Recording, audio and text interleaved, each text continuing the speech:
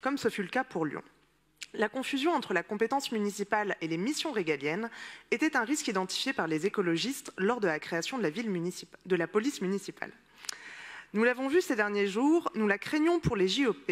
Cette confusion nuit à l'activité de la police nationale, de la police municipale et de la protection de toutes et de tous. 1000 agents et agentes de la police municipale désormais, 2000 annoncés pour les JOP et 3000 pour la fin du mandat. C'est dans 20 minutes que nous avons pris connaissance de ces chiffres, différents des 3400 agents et agentes annoncés auparavant. Les écologistes auraient donc apprécié qu'un bilan précis de l'installation de la police municipale soit mené. D'autant plus que ce budget supplémentaire prévoit des crédits tant pour des travaux que pour des équipements. Mais on y découvre surtout la création d'une brigade équestre, avec 200 000 € fléchés à cette fin.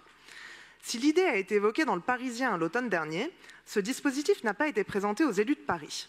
Il interroge pourtant sur beaucoup d'aspects, sur la philosophie des actions de la police municipale, sur notre éthique vis-à-vis des animaux et sur son articulation avec la charte du bien-être animal en ville.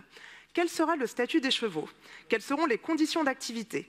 Quelles seront les exigences de formation? Qu'est-il prévu en cas de blessure ou même pour la retraite de ces animaux?